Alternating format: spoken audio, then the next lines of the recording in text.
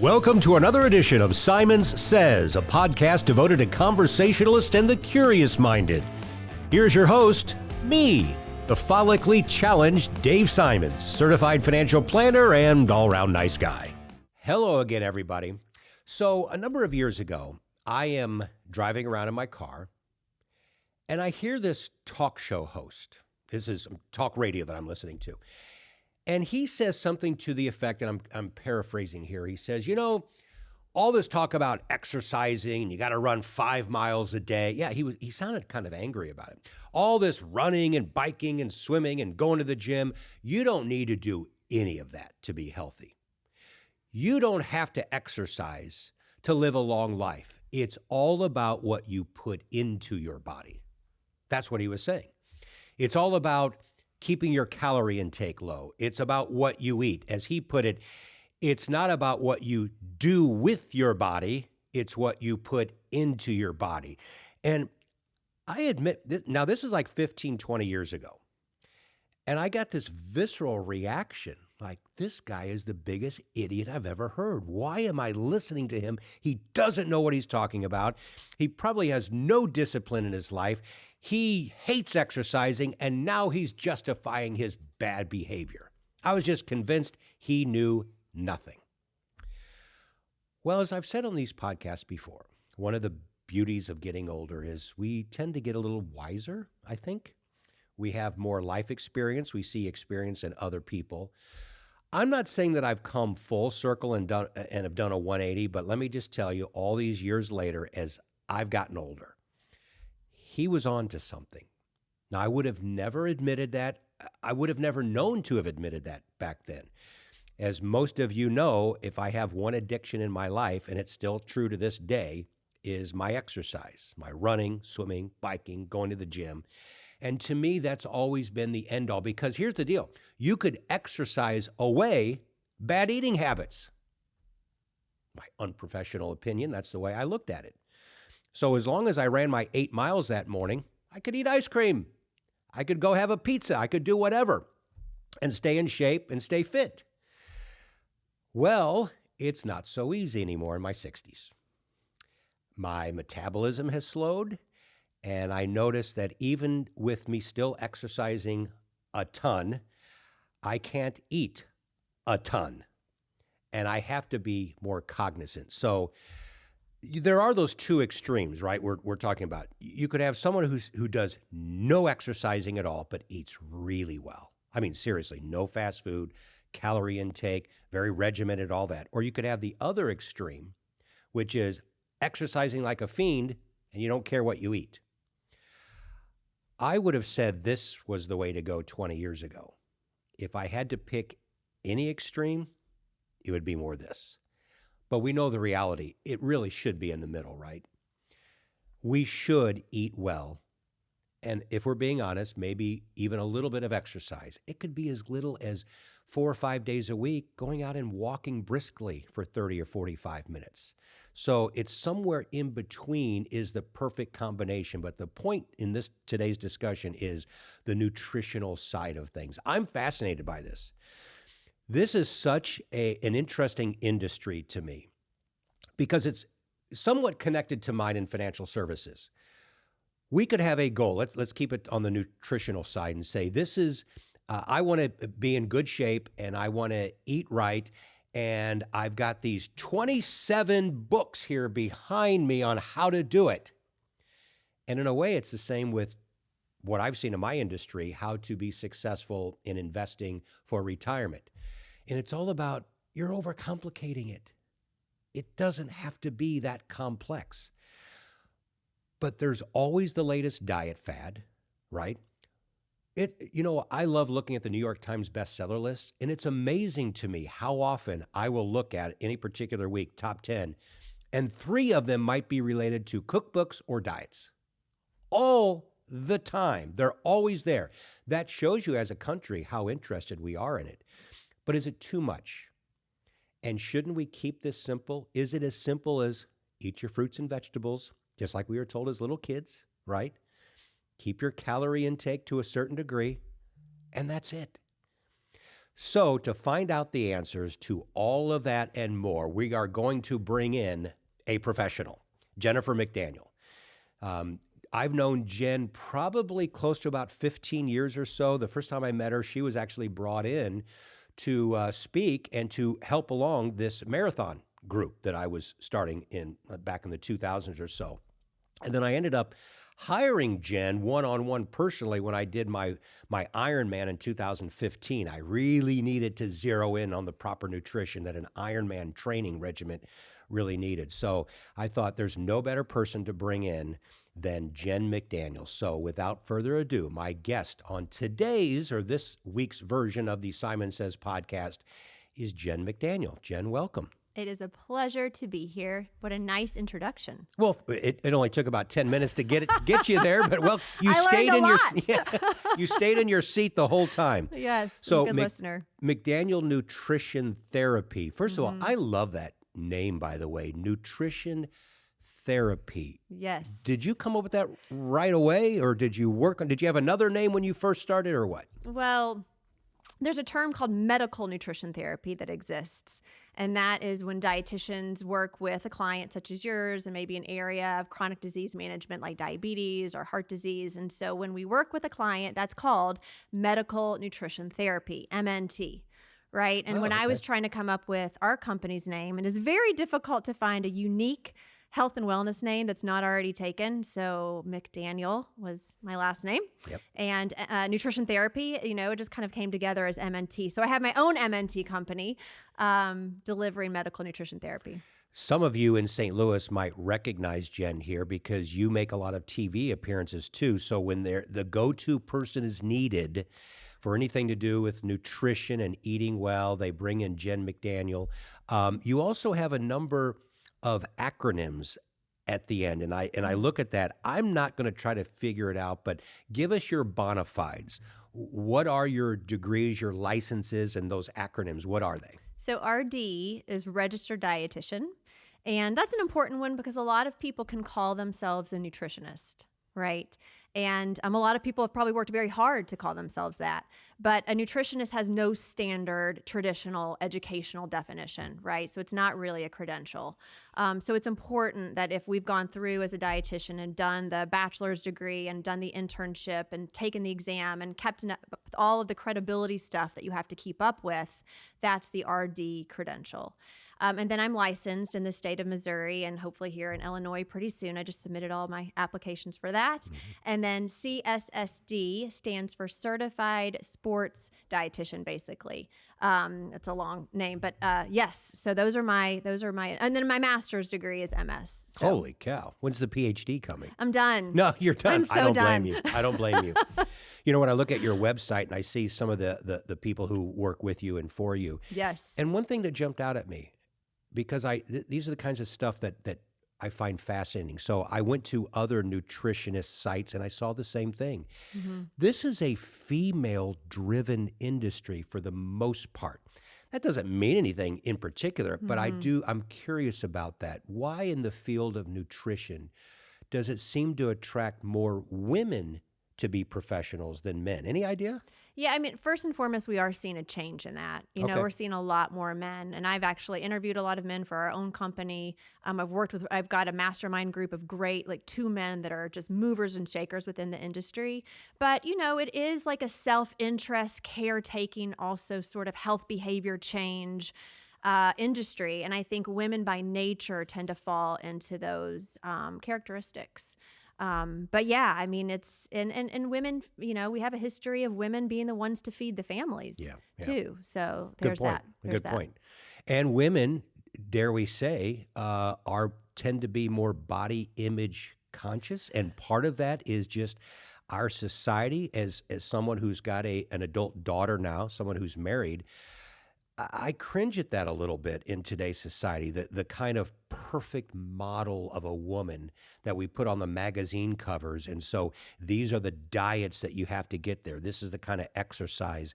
And I think women plug into that healthy-wise and not so healthy-wise too. Oh, yeah. I mean, culture has been, awarding women for being not very much of them, right? Mm-hmm. Skinnier is better. And we know that women are rejecting that now. And they're recognizing the fact that it is important to be strong. It is important to be fit, but it is not important to necessarily be a thin body weight. And so we are seeing a beautiful movement of things like intuitive eating, which rely more on a woman's and a man's, internal wisdom about how they eat versus going into the diet culture and feeling like they have to eat by a set of rules in order to be a certain way. And that is really fun to reject as a dietitian. You're touching on something that I think is fascinating, and it can be difficult to talk about. I got to phrase this right because I think people might hear this in the wrong way, that we do have an obesity epidemic here in the U.S. That is factual. But I think we try to simplify it a little bit. Well, it's lack of discipline. Well, maybe in some cases, it's always been that. But maybe it's also the way that we produce our foods. It's also, I think we've gone to also, and you were sort of touching on this, accepting of different body types where some people are going, well, have we gone too far, though, in that we're almost promoting it and we're celebrating? I'm going to put that part of it aside, and I'm going to come back to a little bit of the way that we process foods today. You've been in the business a long time, even though you're only like 28 years old. Right, yeah. But I would like you to address that in that, is there have the food companies figured this out to say, look, if we put this into the foods, the human brain gets addicted to this and we can sell more of that product? I don't want to be conspiratorial, but I think at the same time, there's got to be some truth to that. To see what has happened in this country over the last few decades is not an accident, and it's got to be the food sources to a certain degree, is it not? Yes. I mean, I'm 46. Oh, 45, actually. My husband is... Anyway, He's forget when you get older, don't you? Oh my gosh. Well, I'm not trying to flatter you here, but I'm going to anyway. I didn't know how old you were until you just said that. Yeah. That blows me away. I'm halfway to 90, and Wow. And I grew up with a parent who followed the low-fat diet. It was like the Snackwells craze, when I would open my pantry as a little girl, it was all the green boxes, Yes. of the fat-free products. And that's when I think we saw a decrease in fat, and we saw a really big increase in added sugars because we didn't think high carb was a problem. And so we see these swings and we see the food systems respond. But when we look at the data, about 60% of what Americans eat is what we consider ultra-processed food. Now, I won't get into the weeds with this. I don't actually agree with all of the definitions of ultra-processed. So, for example, tofu, I eat a lot of plants, and one of my plants that I eat is tofu, and I love it. And that's actually considered an ultra-processed food, which I disagree with that definition. When I think of ultra-processed foods, I would think of Oreos and Doritos, all the foods that my kids love to eat too.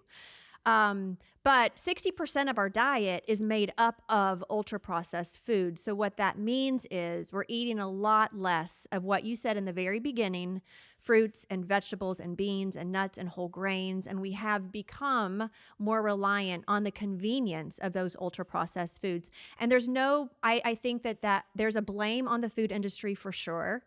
I also think we need to work with the food industry instead of just demonizing them and saying they're all bad and whatever. We need to work with them and help them and buy the foods, because there's, one company could have a very good, healthy product. So for instance, I have Kashi whole grain cereal every morning. It's got 4 or 5 grams of fiber per serving. And then, the same company is also making a very high added sugar cereal. So, but it also comes to what can we afford? So there's so many things that go into one's food choices, and the environment very much shapes that. What we have access to, what can we afford? Where do we live? How easy is it for us to move our bodies in the communities that we live in? What kind of jobs do we have that we have to sit and be in front of a Zoom computer all day long?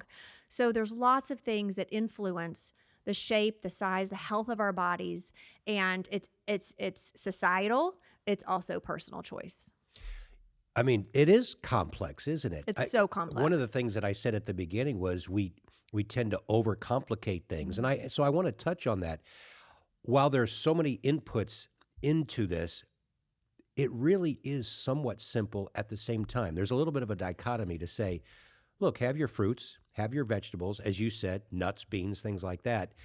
Why is that so difficult, though, for the average person to look at that and go, yeah, I believe that, but it's really hard to do? Again, that's also complex. It could be that they have a bar that they feel like in order to eat those foods, I have to make this complex meal, right? I have to cook and like plan and all these recipes. That is true. You cannot eat a healthy diet if you're not planning and doing some kind of cooking in the kitchen, right? You can't really get away with that. Or it's expensive. You could do that prepackaged, but you've got to go to a high-end grocery store and pay a lot of money for it. Totally.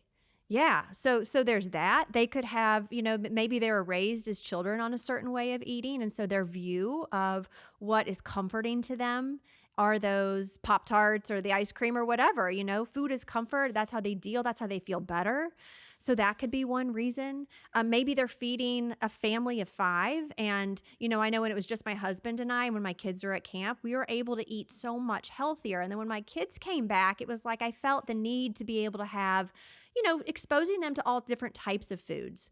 Because if you give kids only one type of food and you can't have Pop-Tarts, you can't have ice cream, they're going to go to their friend's house and they're going to have a party over there, right? And they're going to have an unhealthy relationship with food.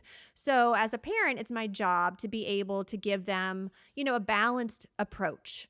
And so that means we have to have some of those things in the house. And then therefore it makes it a little bit, perhaps less healthy for my husband and I too. So there's lots and lots of influences. So when someone comes in and works with a registered dietitian, it's our job to kind of excavate that, to help understand what drives you and your food choices, and how can we work with you very individually, because it's not a one-size-fits-all plan. So you almost have to have an honorary counseling degree on your wall too, right? Seriously, that's a big part of it. You're saying that you have to dig into what makes these folks tick. What are their hot buttons? What are the walls that they may not even realize that they have put up, which prevents them from trying to become more holistic in their food choices? That's got to be a tough job for you. I enjoy that part though. I really do. I get kind of bored when someone just says, should I have like this salad or this salad? Like I like talking about the stuff that goes deeper than that. And in the beginning with most clients, I do ask them, what was it like as a kid in your home when you were eating? Did your parents make you finish everything on your plate? Did they make you sit there until you were done? Or were you in a household where no one ever sat down as a family and everybody was just kind of doing their own thing? Like, let's understand what it was like for you, because that shapes who we are today and how we interact with food and how we interact with our bodies. I think one of the tough things for you in your industry, I would imagine, is I had mentioned all these books, all these opinions. And in today's world that we can all go online and we can look at it and say, okay, how do I lose 23 pounds? How do I eat right? And you're going to be flooded with all kinds of different opinions. How do you sort through all that, especially if someone else who's very sure of themselves comes in and says, well, I don't know, Jen, if that will work. I read this. I read this diet. I have a friend who is on this diet, and she's lost all this weight and looks great. And you look at them and say, what? I mean, first and foremost, I respect what they have come in with their knowledge, because something has resonated with them. And if something's resonated with them, then we kind of figure out, what is that? What about that feels right for you? Now, I also have people who have come in who have tried lots and lots of different things and not had very long-term success with those things. So we might take a look and be like, well, how has that approach worked for you over time? To try something for a couple of weeks, to get bored with it, to feel like it's too restrictive. And so really helping them to connect with what is the most sustainable, the most enjoyable, the most simple approach for you. And I don't come in thinking I've got all the right answers, because we are unique. And, we do genetic testing in our private practice. And so that's part of understanding we have a unique genetic makeup. We have unique upbringings. We have unique ways that we respond to certain nutrients. So my job is to first and foremost respect the person that's coming in, hear them, listen to them, and then help guide them along to the plan that comes along with my evidence base, because we have to bring in the evidence. And if someone says, oh, keto's right for everyone, that's not been shown to be true in the evidence. And so I always like to bring it back to what does the body of research over many, many, many years, not just the latest study, have to tell us. So I bring in my understanding of research, their personal experiences, and then we come together on what's the best fit for them. I want to explore this thing that you just mentioned about the genetic testing. I'm really fascinated by that. I didn't realize that that's also now part of the process. I can't imagine that that was a big thing 30 years ago. Perhaps we didn't have the science or technology outside of maybe going to the doctors or hospital to get that done. So someone comes and works with you or some other dietitian or nutritionist. What are you looking for? First of all, tell me about how does the testing work? Tell me about that process and what the ultimate goal of that is. So first and foremost, the genetic traits that we are looking at are health and wellness traits. These are not diagnostic traits that you would look at, like, are you going to get breast cancer? Are you going to get Alzheimer's? Are you going to be bald? No, that's not one of the traits that we look at. But we look at things like, are you someone who does better on a slightly higher carbohydrate plan for body composition, or do you do better on like a higher fat, lower fat plan? So we can look at things like that. We can look at things like, are you someone who tends to have normal vitamin D levels, or is it harder for you from a genetic standpoint to raise your vitamin D? We can look at exercise traits, such as if you're trying to change body fat, increase muscle mass. Is that more efficient for you from a cardio standpoint or a strength training standpoint? So we've got about 30 different traits that we look at in our personalized genetic test. And then that helps us to just move the needle in personalization. But what it really does, I think, for our clients is gives them the confidence, because as you mentioned earlier, the 30 different diet books sitting behind them, this allows them to kind of mute those out, tone those down a little bit, and then focus on their genetics, focus on what is true for them from that piece of the puzzle of their health. So the way that the test works is it's just a saliva swab, and then we ship it off to the lab in Chicago, and then they analyze it in about 3 to 4 weeks. We have a 77-page report that goes over all of their genetics. And the most important piece of that, though, is we have the health practitioner there to interpret the data. And that's some of the problem with like genetic testing today. When I did mine maybe like 6 or 7 years ago, it was 23andMe. Yeah. And it was great. I got so much information, but there was no one there on the other side of the table to review what that meant for me. Right. And what we've seen with some people is when they just get data, that almost makes them more anxious about what their genetics have shown, because there's no one there to help show them, okay, now that we know this about you, here's some strategies that we can use to support that genetic finding. This is really, I'm learning so much myself here. I think this is such a big breakthrough. And I really hope people who may have been on a lot of kinds of diets and things and have struggled are really hearing what Jen is having to say here, because I think you just hit on it. Why my friend has done really well in this diet plan that she's on. I tried it and I gave up after 3 weeks because I felt nauseous or it wasn't helping. And I tried this and it doesn't work. And what you're saying is it's not necessarily a discipline thing. It's not that you're doing anything wrong. It's your genetic makeup. To add that into the mix, I think is so key. And I notice that even with my training group, where some of us can eat ice cream every day as they've gotten older and their metabolism has just stayed really high. Where others, it's like, ooh, no, I may exercise 20 hours a week, but boy, I balloon out. Yeah. And it's because you don't pick your parents, right? But that's a big key in this. It's a key. I'm not going to say it's a big key because I really don't want to overinflate genetic testing. Okay. I want to say that if I got a big puzzle, a 50-piece puzzle, that's not a big one, a 500-piece puzzle, maybe 100 pieces of those puzzle is dictating part of our health, right? So how we move, how we eat, how we manage stress, how we, there's a lot of other things that dictate our health outside of genetics, but it is an important key. And it is something that just gives people that extra piece of knowledge about themselves that, they wouldn't have had beforehand. Right. There is something I just want to mention, the world of epigenetics. So epigenetics is whether or not the gene that we know. So your genes are your genes, like what you just said. What you're born with from mom and dad is what you will leave this earth with. But whether or not the gene is turned on or off and that's kind of very simplifying the process, but that's epigenetics. So we don't really know that. So sometimes people will say things like, for instance, I'll use the caffeine gene.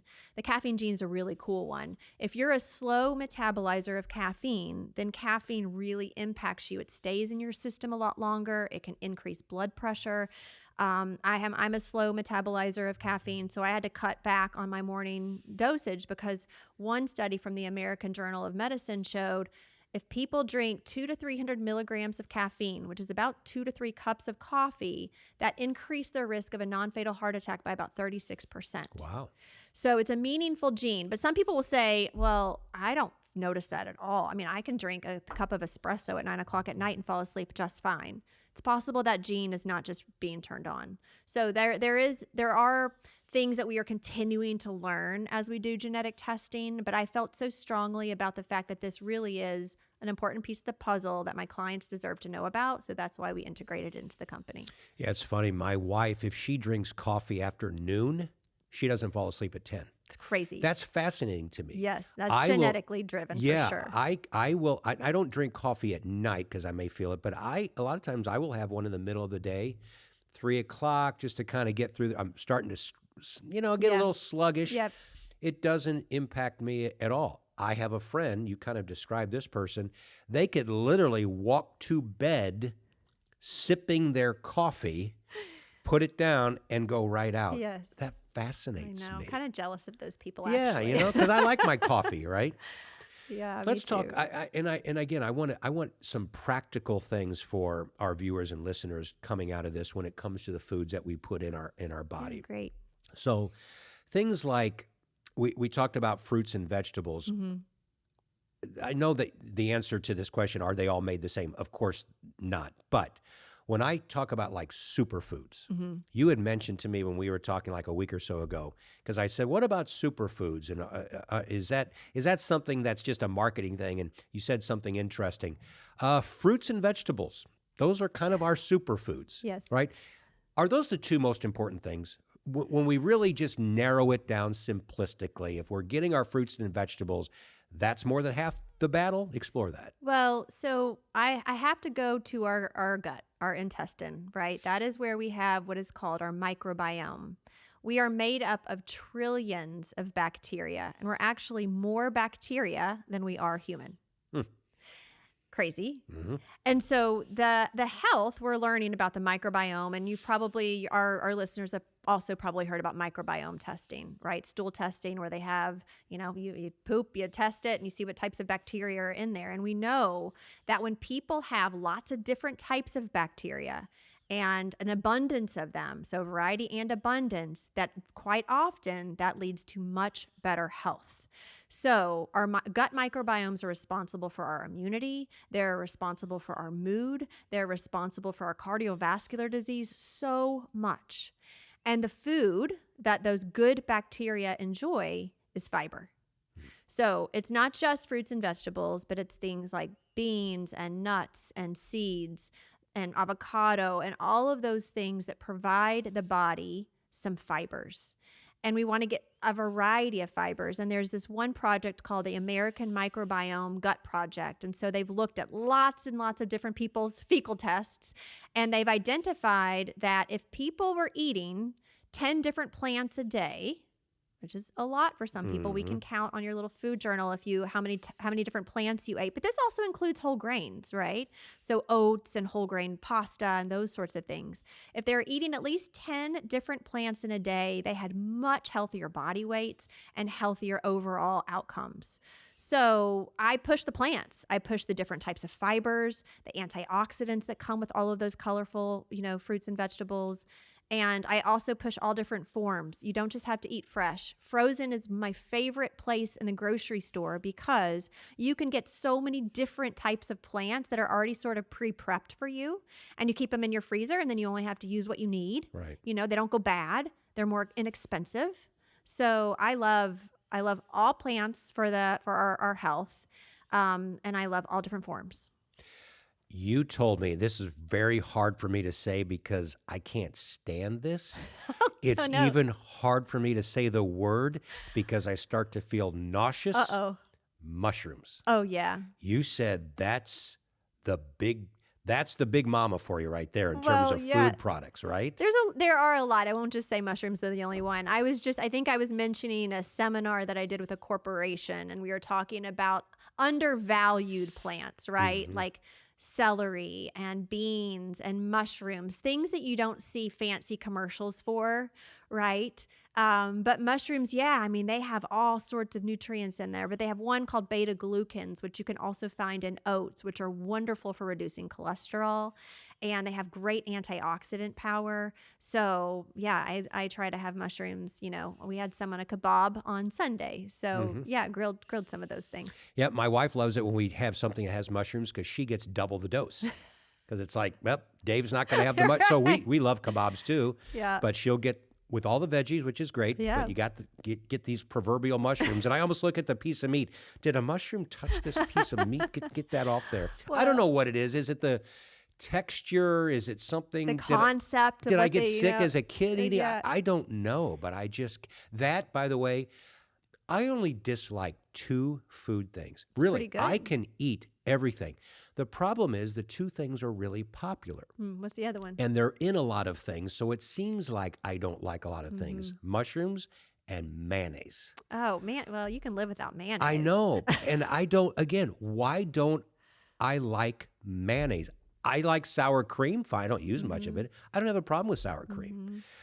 Blue cheese dressing, I don't really use it, but I don't mind it. But mayonnaise, it's the weirdest thing. That's okay. And I think something else that's just important to bring from your example is that you don't have to eat every single food to be healthy, right? I mean, you can live without mushrooms and mayonnaise for sure and still have a pillar of health over there.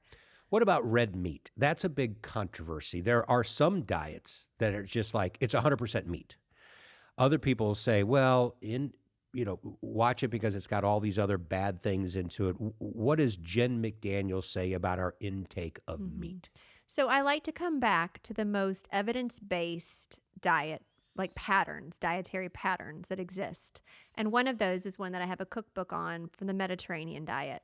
So in the Mediterranean, they're talking about all meat, but mostly red meat. So if you look at the Mediterranean pyramid, you'll see red meat at the top, which means sparingly, right? And then underneath that, you'll see chicken and the dairy. And then underneath that, you'll see the fish, meaning more fish, a little less chicken, a little less red meat.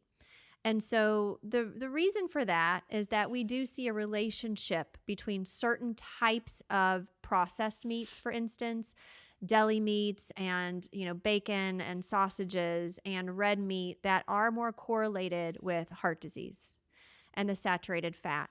But that does not mean that you cannot have a serving or 2 of red meat a week. And also the thing with the Mediterranean diet is even if they had meat every day, it was just a smaller quantity. It wasn't the center of the plate. Like when you go to Omaha Steakhouse or Ruth Chris, it's the main attraction, right? And so what we're trying to do is have it a little bit more of the condiment approach, so it's just a little less. So if you were having a kebab, that'd be a beautiful way to have a couple pieces of red meat along with all of your vegetables. And then you're getting, what you want, but you're also getting some of the other things that help with, like cancer prevention with all the vegetables. And it comes down to the cut of the meat too. Some cuts are just going to have more fat than others. Right. But red meat also has a lot of redeeming qualities, right? It's rich in iron. It's rich in all of these minerals and vitamins that are wonderful for us. So it's not an all or nothing approach. It's just that it shouldn't be the center of our plates multiple times a week. There are people watching this right now, and I know that you will have clients who are vegetarian. So the red meat, any meat, is not a big deal. Is it possible to take the good parts of what we get in meat, even things like salmon, very healthy protein, meat-based food, chicken, things like that, to be a vegetarian and be as healthy as you otherwise would? So the question is, can you be a healthy vegetarian and get all the nutrients that you can in meat? Yes. Now, It does you do have to work a little harder at it. Sure. Right? You do have to work a little harder at it. And, I work with a running coach, and she says something that she noted, and this is just her observation, is that vegetarians and vegans tend to have more injuries than her meat eaters do. Interesting. Okay. And so that could be some of the nutrients that are just a little bit harder to get from, the iron. When we eat, well, I'll just use iron as an example. When we eat certain nutrients that are found in animal form, they are more absorbable by the body. So like iron is an example of that. Heme iron, which is found in animals, is very easily absorbed by the body. Non-heme, which we find in plants like beans, for instance, which are great sources of iron, but they're not as easily absorbable by the body. So as someone who eats a lot of plants and only salmon, but I don't eat a lot of other meats, I do supplement with iron because I tend to have lower iron levels. And if I ate meat, I probably wouldn't have to supplement with iron. Right. So good point. Let's talk about the supplements. Boy, you talk about $1 billion industry. Yes. Holy cow. You just go into any grocery store and now they have a whole section of the store that's all of the supplements, all the supplements. Mm-hmm. I, for many years, have taken Juice Plus. Mm-hmm. Honestly, I sometimes wonder, am I doing this because it sounds good? Is it really helping me? I'm not asking you to address that particular product, but in general, what is your take on supplements? Is it overdone, or for the most part, they really can be helpful? It's overdone for sure. Okay. But, and some of the big research studies show that like these, especially called the multivitamins of the world, when we look at people who take multivitamins, did they live longer or did they have less chronic disease? And that's usually never the case. So we don't really see positive health outcomes from taking these things. Now, supplements are that. They are made to supplement the diet. So I just use my iron example. I also, for most of my clients, recommend a vitamin D. It's very hard to get vitamin D, adequate levels of vitamin D from food, and we're all trying to be safe in the sun. And when you put sunscreen on your skin, that blocks 99.9% of vitamin D from your being able to utilize vitamin D. So a lot of people are low in vitamin D, and I always encourage them to ask their health provider to, add vitamin D to the labs to see what it is. But I mean, most people need vitamin D. And if you're not eating fish, like fatty fish twice a week, I usually recommend people to take an omega-3 because there's a lot of power around omega-3s and anti-inflammatory conditions like heart health, eye health, brain health. That's very well evidenced. So those are the two that I think are most people can probably take and benefit from. But yes, I think that there's a lot of shiny, exciting things around supplements that we probably spending too much money, and including me. I fall prey to those just like everybody else. To be honest. When I see something like brain health and memory, I'm like, totally. I'm a sucker for that stuff. I'm like, and then I look at it and go, I don't think so. Let's separate when it comes to supplements, genders, men and women. Mm-hmm. So let's talk about women first. Are there certain things that women need to be more cognizant of than men in terms of what they should be taking, and that may mean a supplement? Yeah. I mean, it's gonna depend upon age, it's because a woman who still has her cycle is going to be more at risk of low iron compared to a woman who's in menopause, right? It also depends upon women tend to be more restrictive with their diets. So sometimes they might be less likely to meet some of the nutrient needs. A popular one that many people tend to benefit from is magnesium. Magnesium has been like a calming type of nutrient, and some say that the magnesium in our food isn't what it used to be. Magnesium is also really helpful for regularity. So if anyone's suffering with constipation, taking a magnesium supplement, magnesium citrate to be example, there's lots of different forms of supplements too, right? So it's like you don't just go and take magnesium. You got to figure out which form am I taking to match what I'm trying to accomplish with my goals. So yeah, and men most of the time don't need iron, right? Most men and women both would need vitamin D. Most men and women both would benefit from an omega-3.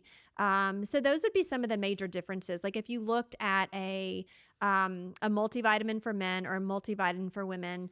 Also, depending upon childbearing age, like folate is going to be one because that's very important for neural tube development in a growing baby. So they're going to need to make sure that they've got enough folate and a supplement for women that men wouldn't necessarily need. Yeah, you bring up a good As point. much. Yes, right. So you bring up a good point with women go through various physical changes as they get older, more than men, as you mentioned. So with men, is it as big of is there anything that you would say is something that a man, as he gets older, they might want to be more cognizant of with a supplement that maybe is not as important to women? Does that even exist?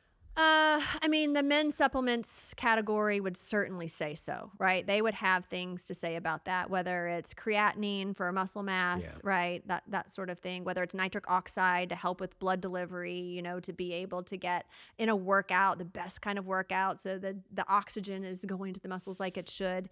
So it's that manly testosterone Yeah, kind of thing, it kind of right? comes a little bit back to that. That's mostly what I've seen. But also, I mean, men are, they're not as likely to have osteoporosis or osteopenia, but those bone building nutrients, calcium and vitamin D, are also still important for men. Mhm. So those are nutrients that I would be, just looking at the diet with. But most people, as long as they're eating adequate calories, have the ability to be able to get most nutrients from the diet. Mhm. How about whether men or women, people like me, who, according to their spouse, exercises too much, but that's a personal issue. We won't get into that. Yes. But seriously, someone who just bikes, runs, swims, goes to the gym. My average is probably 7 to 10 hours a week when I'm not even training. When I'm training for something, it might be 12 to 15 hours. Most of that is cardio. Mm-hmm. Someone like me, what are the most important things to keep in mind that I need to be flooding my body with? Yeah. The thing I always hear is carbohydrates, sugars, Mm-hmm. right? I'm not a professional. I really don't even know what that is, frankly, Okay. and why that's important. Mm-hmm.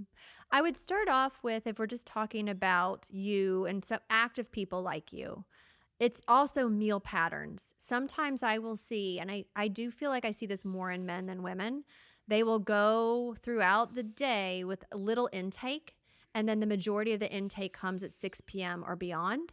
And to someone who is requiring lots of calories and energy to support the physical adaptations that you're asking of your body to do, if you really want to reap those rewards, you need to be eating every 3 hours.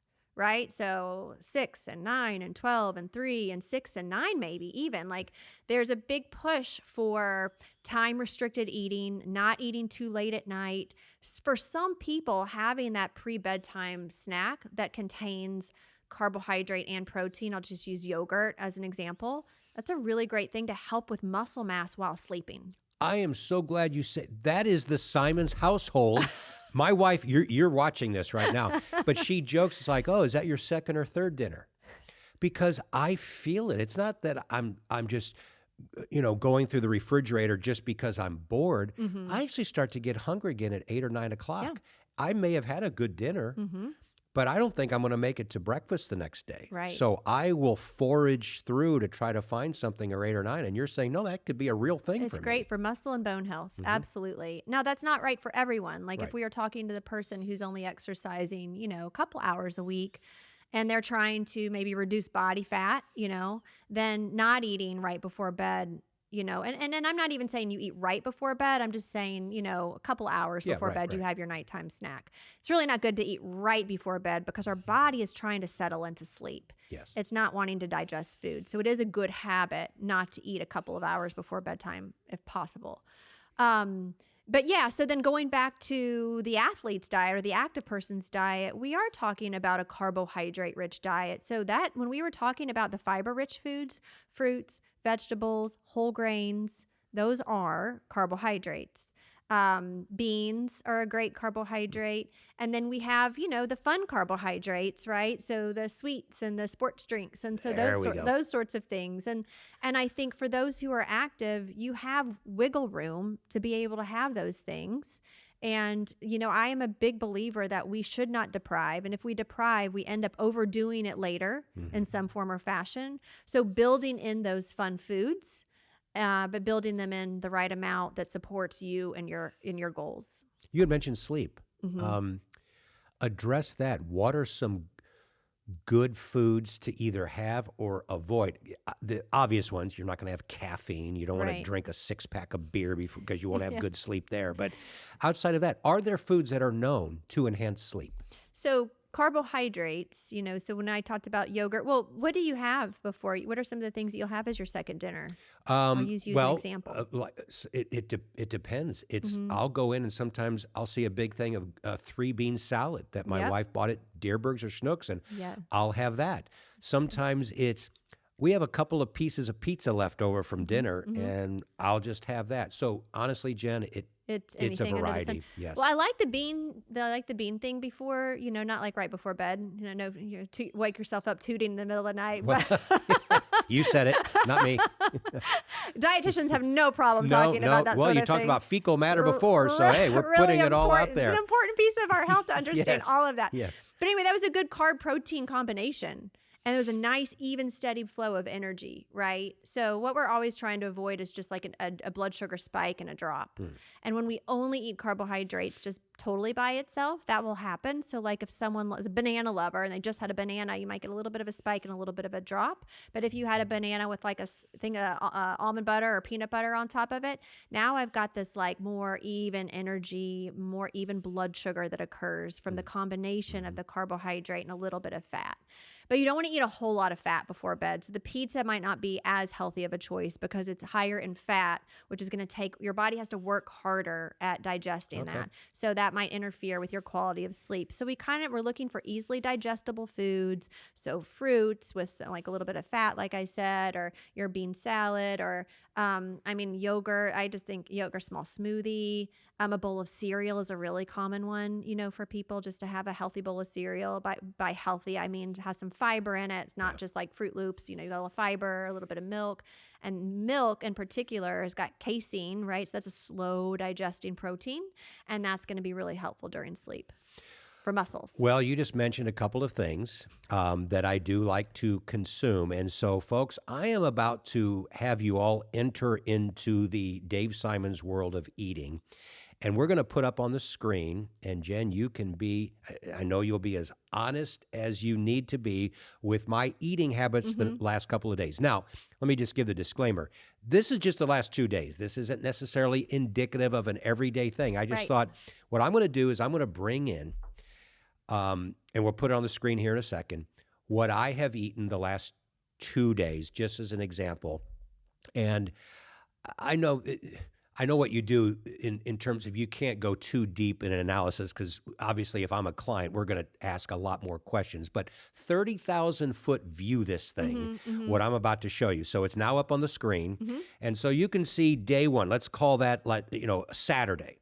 And you can see you talked about a bowl of cereal. And I always put in my cereal, I'll add blueberries and blackberries to it. That's a thing. Yep. One thing I didn't put in there is I'll also add chia seeds on there. Okay. Always. And then it just so happened this Saturday, then I went out and did open water swimming. I did a 40-minute swim, and I was kind of hungry. So I got home, had the Greek yogurt, and it's a berries thing in there. Then for lunch, I love Mexican stuff. Just happened to be Qdoba, free advertising, but I'll go to Chipotle or anything like that. You can see what I have there. The mid-afternoon snack, love hummus. Oh, do I eat a lot of hummus. That's probably okay. I don't know about the tortilla chips. I'm sure you would say carrots or celery with that. We'll get to that in a second. And then, my wife and I had the thin crust pizza. She got the veggie. I will give her credit. I did the full meat thing. And like I told you before, hey, before bed, I had to get that last piece of pizza. Yes. Now, day 2. So we'll call this Sunday. Okay. Some of you may look at it and go, oh, Dave, really? Pop-Tarts? Yeah, but there's a purpose to it, all right? As you'll see there on the screen, I then went out and ran 8 miles up at Creve Coeur Park on Sunday. And during the run, I stopped halfway through, had a goo, electrolyte drink. Mid-morning, went over to Smoothie King, another free advertising there. Got the Gladiator with the banana and almond butter. You can see lunch. I love pasta, I admit. You talk about carbs, I eat a lot of pasta. More hummus. there's my mid-afternoon snack. Hey, we talked about the 3-bean salad and then the dinner. Also love that chicken tortilla soup, and I eat quite a bit of that. Had some grapes as a side. And then, yeah, there it is at the end. Yep, my ice cream. And it doesn't, again, free advertising for Silky Freeze, but honestly, it doesn't. When someone goes, where do you like to go for ice cream? I just say, yes. Anywhere, yes. Doesn't matter. Yes. It could be, so I have the sweet tooth. So I do too. Again, 30,000 foot view this thing. What do you think overall? What could I maybe have had more of the last 2 days? What am I overdoing? Well, okay. So one of the things that I do with clients is say, what was it like journaling? What was it like writing everything down for you?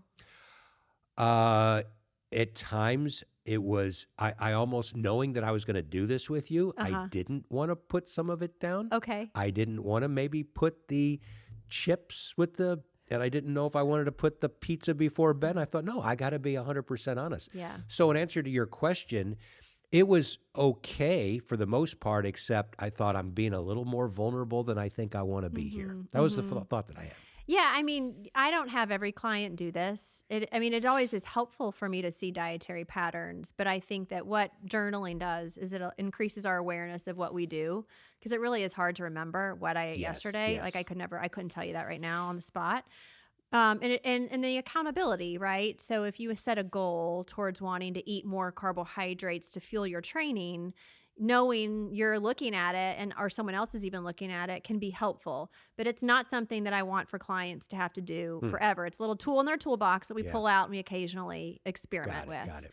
And I always like to say, all right, for someone who's active, you're not only eating for what you did today, you're eating for what you did tomorrow, or what you're going to do tomorrow. And you had an 8-mile run, which is not insignificant. I mean, how long did that take you, not to make you like I was probably running, that's my longer pace, which is probably 9:15 to 9:30 pace. I do different runs, it's not an interval type hard run, just a nice, easy jog. It probably took me about an hour, about 75 minutes, about an hour 15.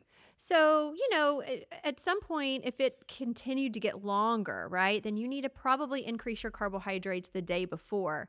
And the fat content of the day before would have been slightly higher.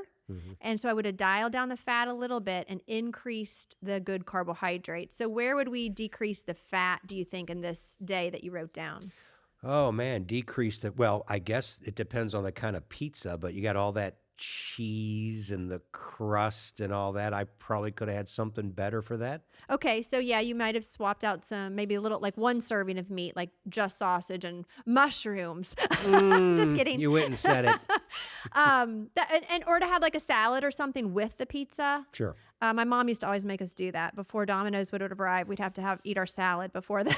That's a good idea, because that takes away maybe some of the hunger. Well, right? yes. And we just got it all in. That doesn't really add a ton of carbs there. But here we could have had some beans and chicken maybe instead of the brisket, because you had 2 servings of kind of like the higher fat meats here. Good point. I should have probably added in that burrito, I did have white rice and black beans. Okay, good. So now that tells me you actually had more carbohydrate than this is. Yes, I'm glad you asked about that. So it's good for the dietitian or whoever's looking at this to just keep asking more questions about, like, even the serving size. I mean, I love people to eat a really big breakfast. Now, you were about ready to go out for a swim, so this was perfect. I probably did two cups of cereal. Yeah. So this was great. I mean, I love it when people choose higher fiber and they've got some protein in their breakfast. If you were going to go do some strength training or you didn't have a workout here, we could have added maybe a little bit more protein in the first meal.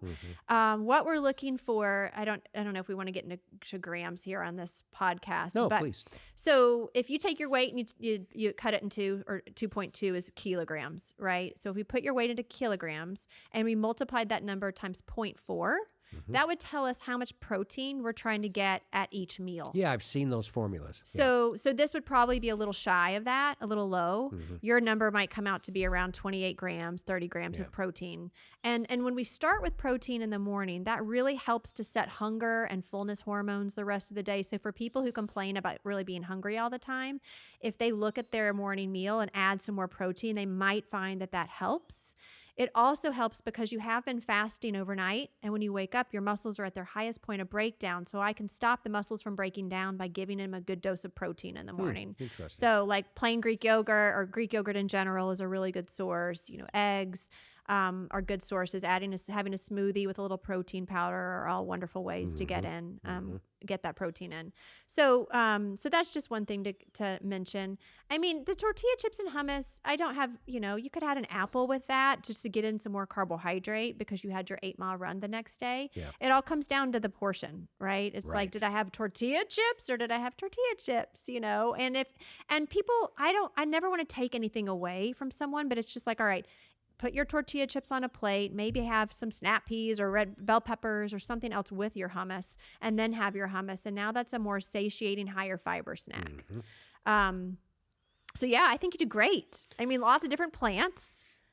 B plus maybe? Yeah. Yes. I mean, I'll take it. and I don't do nutritional analysis in my brain, so I don't know how many grams of fiber this was. That's what we're saying. This it's got to be very above level here because I Right. could show you a full week. But I thought that'd be interesting. I'll just kind of write down and that's the point, really.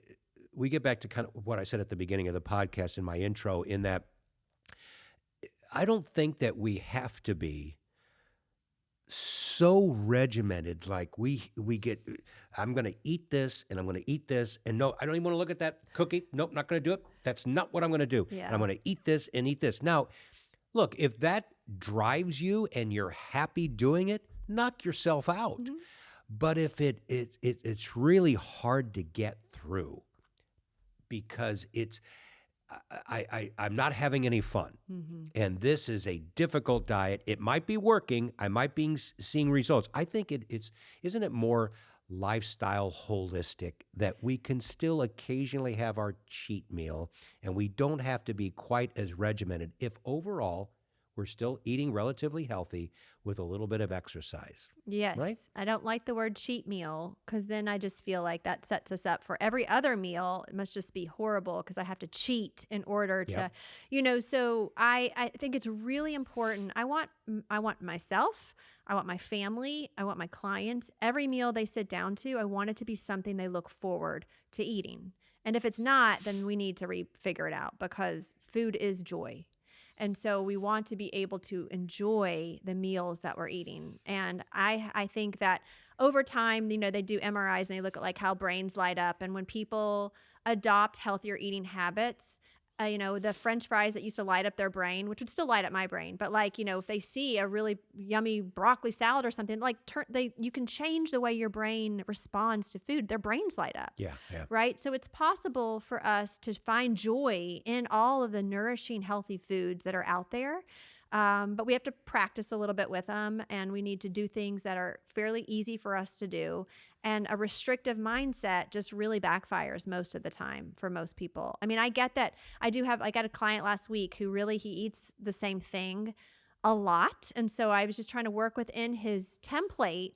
All right, so instead of blueberries every single day, maybe next week it's blackberries for that food, right? So subtle shifts, because we do get decision fatigue. I get tired of having to think of what are we going to have for dinner. So a lot of my clients and I work on meal planning together. Like, okay, so Mondays is always going to be some kind of meatless meal. Sundays is salmon Sundays, so I just do some kind of different dish with salmon. So we sort of give ourselves some framework to work within, so we don't have to think about what we're going to eat every single meal 3 or 5 times a day. Boy, isn't that the truth? You're getting a lot of amens right now. And that includes the Simons household. I wish I could be more helpful to my wife because she asks me all the time, what do you want tonight? Yes. I don't know. I start to think of all these things that I would eat.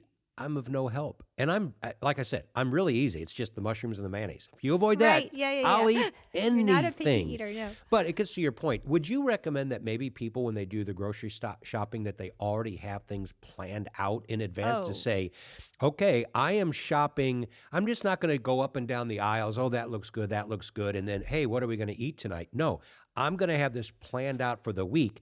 And then I will be more intentional when I go down the grocery store aisles. Yes, absolutely. And I mean, there's some people, I'm in awe by the people who literally know Monday it's this, and then they actually like portion it out and they get it ready. Like I don't go that far, but I have a couple of ideas of what we're going to have for the week, and I make the grocery list based upon that. And then I call what are our like easy button meals. So those are meals that I know I can get together pretty quickly as long as I have the ingredients on hand. So that might be like baked bean burritos, or it might be eggs for breakfast. Eggs for dinner, just breakfast for dinner, that sort of thing. I like that stuff. The Applegate turkey burgers that I can just throw on the grill really quickly for everybody, and then air fry some sweet potato fries with a veg, right? So just having those and having a family come up with a list. What are our top 10 really easy meals that the parent, whoever it is, the adult, can throw on the table and get it ready? And so you kind of keep a few of those meals on your list. And then I always have things in the freezer, freezer items that if, last minute, I can just bring it out of the freezer and it's ready. Yep. So Perfect. yeah, I think you need a plan that works for you and your family, but absolutely sitting down for as little as like 15 or 20 minutes. And I tend to do that on Fridays when I sit down to lunch. I think about, okay, what are we going to have for the next week? And then I use Instacart. So then I populate it and I have all the groceries delivered on Saturday. And then on Sunday, I do a little bit of the meal prep. So I also think it's important not to think about what you're going to eat. Go to the grocery store, get everything ready all on the same day. That's so much. That's so overwhelming. So I think it's easier to break it up into bite-sized pieces. I want to just for you to plug your book real quick, because you had mentioned it earlier, Mediterranean. The Mediterranean Table cookbook. They can find it on Amazon? Okay, awesome. Yes. Awesome. Yeah, there's a lot of good Mediterranean cookbooks. And the book is very good. It's got beautiful recipes. It's also got a lot of education in there about the Mediterranean diet. There's another really good one by Serena Ball called the 30-minute Mediterranean meals. So a bit more easy peasy kind of Mediterranean dishes. One of the things I said in my own industry, if I were king for a day, if I was dictator of the financial services industry, yes, these are the things that I would change. I would eliminate this. I would make sure that advisors got licensed in this, and I would think this is a better world now for all the mom and pop investors out there. You are queen for a day in your industry. You are dictator. So in the world of nutrition and that entire food, you can make this as big as you want. Tell me some things that you would want to see incorporated into the food industry, into how people read about this, the knowledge of it. I'll let you take that, explore with it how you will. You should have given me this question ahead of time. Oh, because you have a ton probably, right?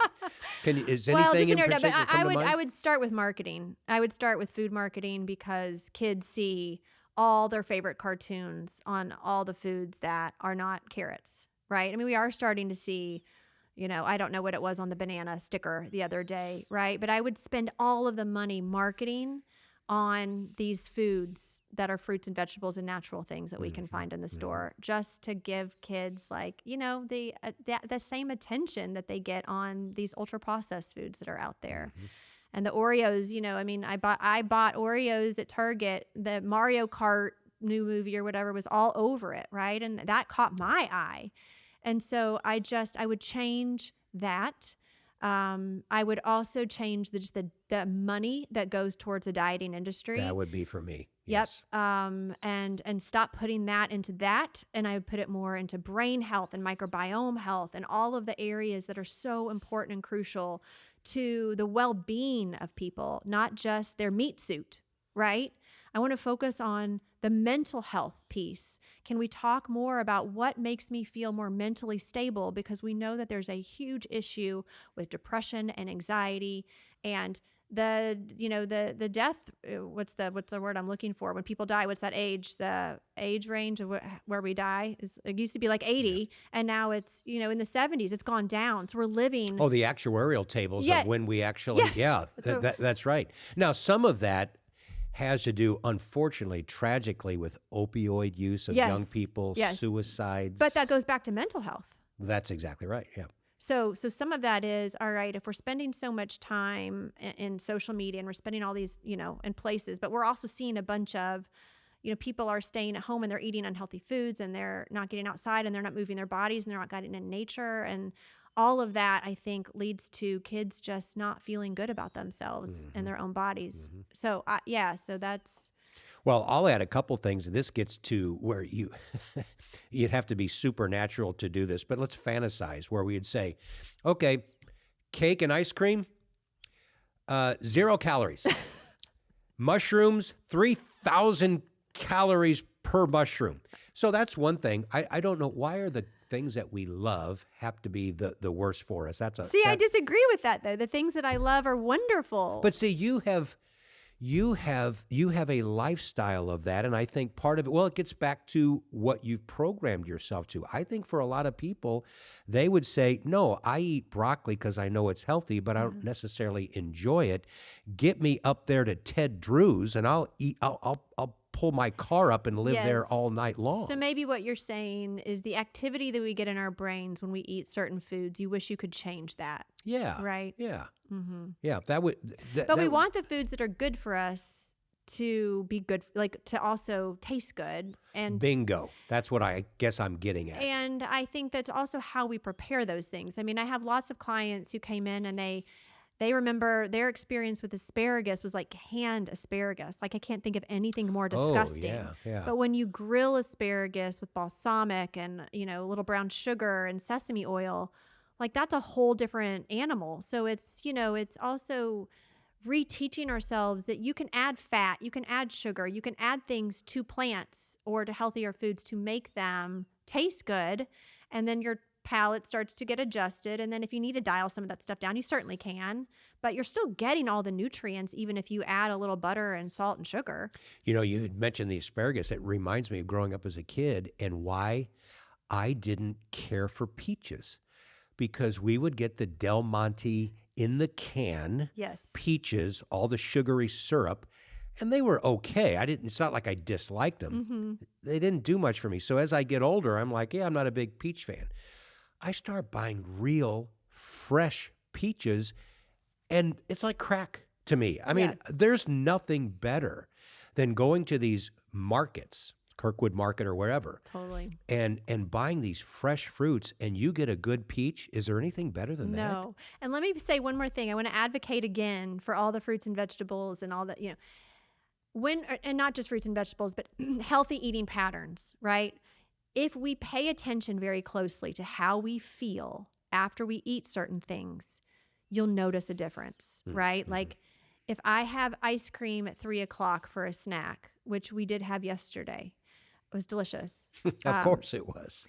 But after like an hour or two later, I kind of felt a little shaky. I didn't feel the same as if I would have had my bowl of popcorn and cashew nuts and whatever snacks I've been enjoying lately, And if I had a cheeseburger and French fries, it would feel different than if I had the salmon and the, baked potato and something else, So when we pay attention truly to how we feel, our energy, how our body is functioning, you tend to crave those combinations of foods that really leave you feeling the best version of yourself.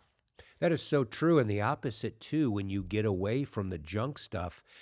I notice that. I don't eat a lot of traditional, old-fashioned, go to the drive-thru and get a cheeseburger. No knock against the kinds of places I grew up eating. Right. But when I occasionally might stop and get one because I'm on the road and I have no other choice, I don't feel particularly great an hour or two later. Yes. And maybe it doesn't sit well in my stomach. That's not how it used to be when I was a kid or younger, but I got away from it. And then when I throw that stuff in my body, the body's like, we're kind of rejecting it a little bit. Mm-hmm, mm-hmm. And I think you're right. I mean, someone who has the patterns where they are eating fast food most of the day, they're not going to notice that because they haven't had the ability to see they haven't played around with the ability to see what it's like to have these other combinations of foods. But as we move our dietary patterns in a way that is good for us, I think we'll be rewarded by how we feel. Mm-hmm. I know we will be. Yeah. So I want to bring in my passion of exercise into this. I know you deal with athletes. Mm-hmm. I had started off this podcast by talking about you could have two extremes, right? Mm-hmm. You could have the person who is so regimented, they're really good at putting all the right stuff in their body, and you would look at them and go A+. But they don't do any exercise at all. Mm-hmm.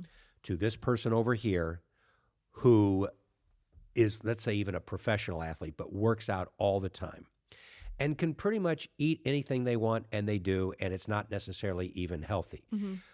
I think we would both agree the answer is somewhere in the middle. Yes. Is nutrition, for the most part, more important than exercise? Where does exercise play into the equation of what you do for a living? So I would argue that if you only could choose one and you could only focus on one area, that yes, focusing on having the high quality diet would be more of a powerful impact. But exercise does so much. Exercise helps our mental health. Exercise helps our heart health.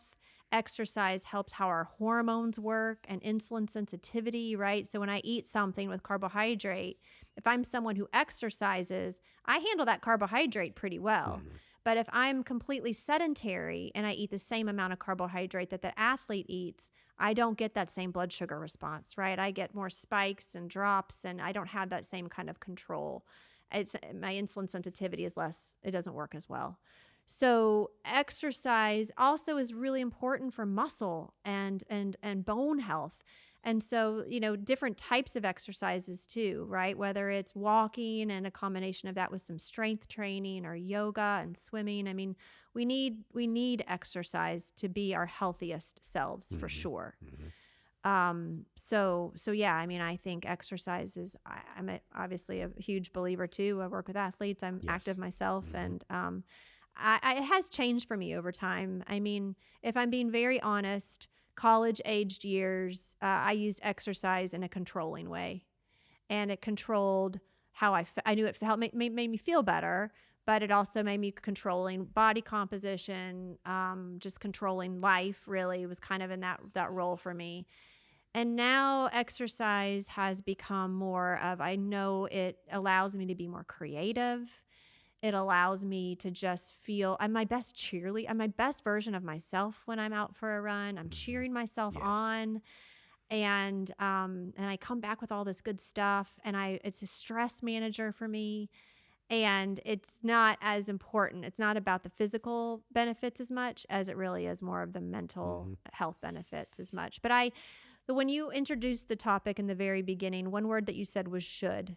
And I think we want to always be very careful about feeling that way. I want to be pulled towards what I want to do. I don't want to feel like I have to push myself towards what I do.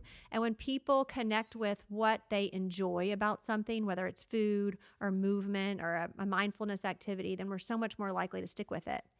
So I really want to encourage people to not necessarily do what they feel like they should do. I want them to connect with what feels right for them. Right. And then they will find what's best for them. You are obviously very passionate about this. That's why you're here, because you're also very knowledgeable and have a lot of experience. I'm always intrigued by decisions that people make when they're young, high school, college, their career path. Is this something that you always wanted to get into for as long as you could remember? Why did you get into this field? What drove you to even go down this route to begin with? So I did love cooking at a very early age. I loved putting the hot sauce with the cocoa powder, with the salt, and trying to make my sister eat all the random combinations of things that I put together. She was your guinea pig. My younger sister, of course, yes. She will attest to that. And my mom and dad both worked. And so when I would come home from school, my mom was always teaching piano lessons. She's a musician. And sometimes she would have food ready for us to eat, but sometimes it was a Swanson frozen meal. And I kind of got tired of those. So I taught myself how to cook at a very early age out of just, I don't really want another turkey gravy, frozen pea, cranberry sauce meal, Mom. So I did learn how to cook. And then I also was really involved in sport. I was a gymnast. Then I moved into cheerleading and all those sorts of things. So I kind of, I was interested in health. I had all the health magazines. And then when I was a junior in high school, my father had found a 90% blocked artery, the widow artery, and had a quadruple bypass surgery. And he was only 52 years old. So that was really scary. That was very momentous for me at that time to see my dad, who's the strongest person in your life, in the hospital bed with all the wires connected to him when he's 52 years old. So I learned at an early age that I had a similar genetic makeup as my dad. He's the youngest of 10, and every single one of his brothers have passed away from heart disease. Really? You talk about genetics. Wow. Yes. And so when I came to my high school guidance counselor, I was like, well, I really love to cook. I'm pretty good at science. And I'm interested in a lot of health stuff. She was like, well, there is this role called a dietitian, which I kind of found. I mean, that was like 1995, and that was the registered dietitian's name was definitely not as it is today. And so she told me about the career path. And so I was like, that's definitely what I want to do. And so I've never looked back. I've always been incredibly happy with my choice. That's And unusual. People go through yes. different careers, different choices, but you've been on that same path the whole time. Well, and the cool thing about dietetics is that you can do so much under the umbrella. Mm. I mean, I've worked in, endocrinology, and I've done research, and I've taught at St. Louis University, and I've, now own my own business. And even with the own business, we do everything from gut health to eating disorders to sports nutrition to heart health. So you kind of can't get bored. And the research is always evolving and changing, and it's just fun to stay on top of that. Yeah, I was going to say, just as you're talking, that's exactly the question that came to my mind is what you know today is not what you could have known back in 95. And that's not just because of experience and you continue to read. That's because the information that we get constantly changes. Yes. Right? And more data comes out and more scientific research comes out. Is there anything... And we'll ask you to do some self-examination professionally here. Is there anything that you thought pretty sure of 20, 25 years ago that you look today and go, yeah, I was kind of wrong about that? Does anything jump out at that? Or at least maybe you've changed it a little bit? Yeah, my approach to helping people with weight loss has changed. Is that right? How so? I think it was like, oh, this calorie out thing. And that is part of it. But as we talked about in the very beginning, it is so much more complex than that. And even when we talk about similar foods, like if I was, had 100 calories of Twizzlers and 100 calories of, well, I'm trying not to use an extreme, let's say potatoes, right? They're both carbohydrates, but when those nutrients come into the body, because the potatoes have these different antioxidants in there and vitamins and minerals and different fibers, they interact differently with a microbiome, right? So 100 calories is not just 100 calories. It's so much more about the quality of the diet than it is just about calories. I mean, someone could be eating a lot more calories, but the quality is better, Right. and they're losing more weight than someone who's eating a low-calorie diet that's, not high quality. So, and then the emotional pieces of that, like you said, also, I wear a counseling hat, so it's a respectful conversation, and I'm honored to get to have people be vulnerable with me about their relationship with food. And so really working on that piece about it, because we don't, it's not just this one thing. It's how I sleep. It's how I manage stress. It's how I move my body. It's all of those things.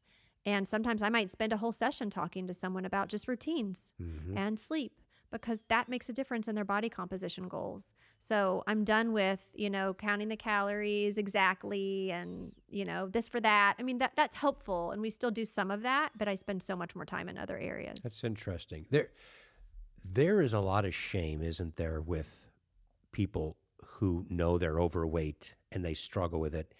It can be internal. It's quiet. They may not make a big deal out of it, but because of the society that we're in.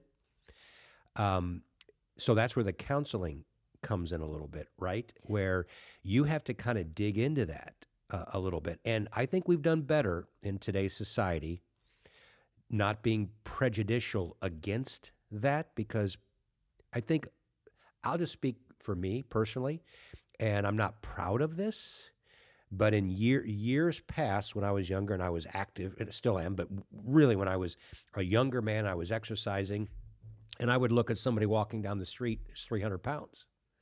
And I'd say, really? Really? Now, what I've learned is, yeah, maybe that's not a big deal to them and I don't care. I'm not talking about that. I'm talking about that person might have some things going on in life that I know nothing about. There's a combination of genetics. There's a combination of trauma. Maybe it's childhood trauma. Now, I don't mean to be all touchy-feely and all that, but one of the things that I've learned is to be more open-minded and accepting that I don't know someone's full story. And maybe they have been trying so hard and they've done so many diets and maybe it's worked and I just happen to be seeing them when they're back on up here because, a lot of people, it's very common for people to go through those cycles of putting weight on, losing weight. I am blessed. I'm lucky. I've never had that. I'm 61. I've never had a weight issue at all. So I can't, with any kind of expertise, speak into that. You can. Take that entire little thing that I just said and make it into a question, if you will. But I'd like you to address a little bit of the stigma that we still have in this society and how you with your counseling hat have to kind of dig into stuff that they might be battling with that we don't know anything about.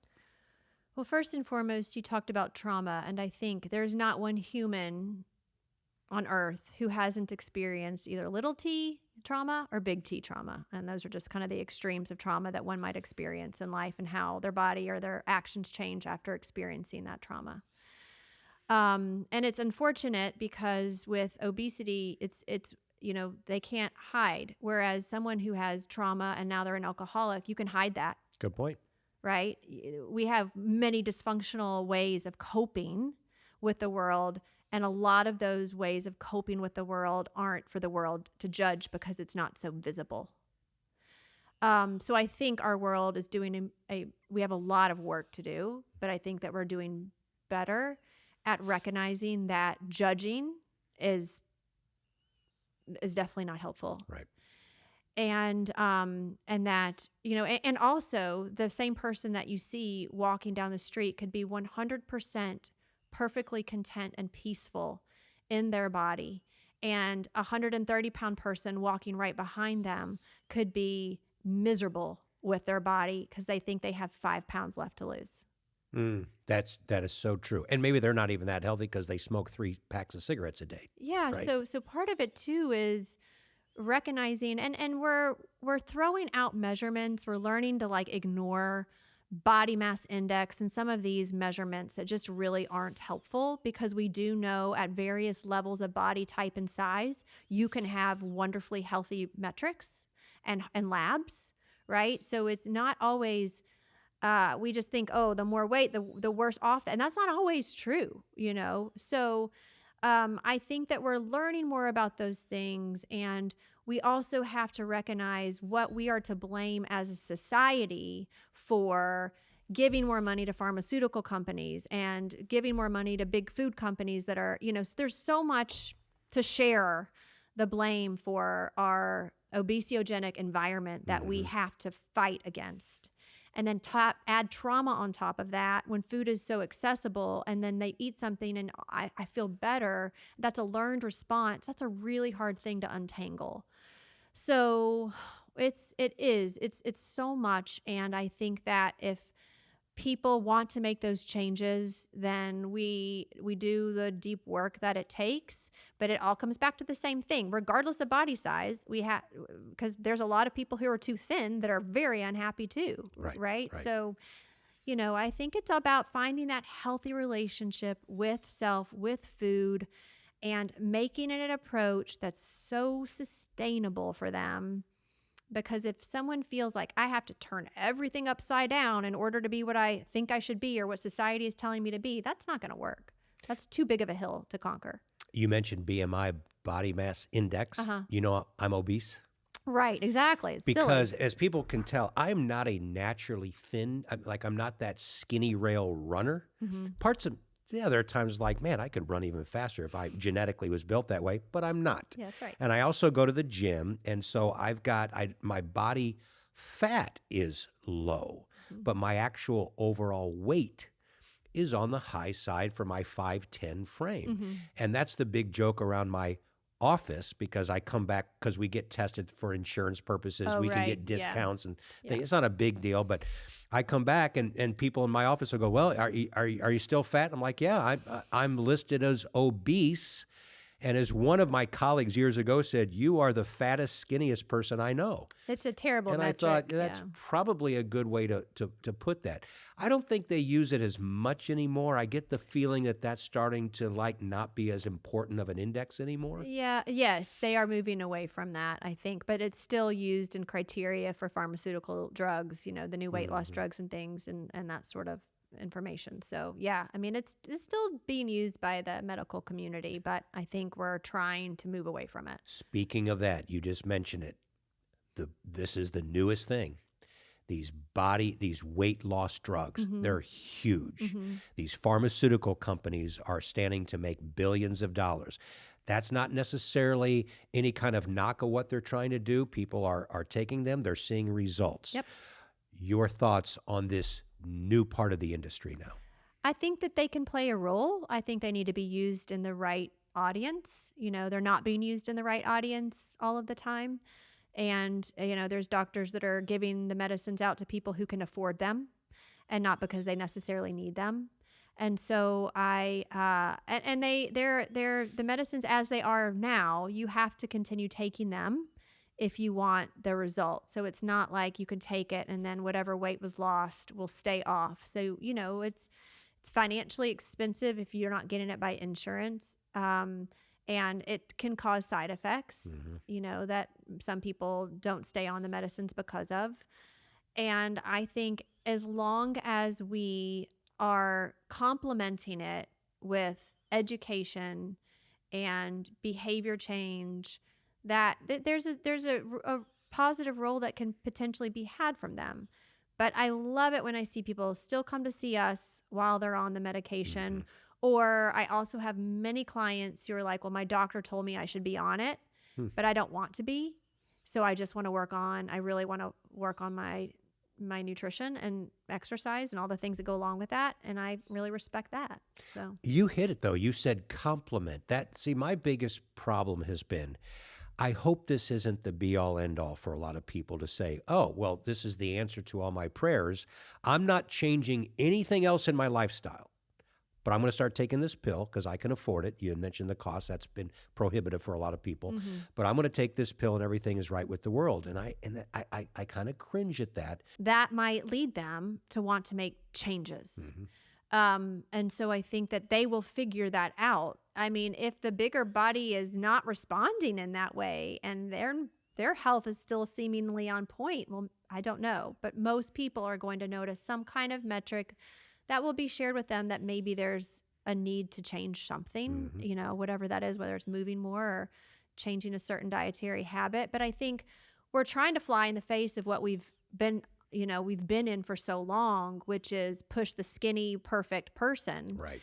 And people are tired of that. So we might have gone this other direction. But I think what I tend to see is people just celebrating their bodies and loving who they are. And I see nothing wrong with that ever.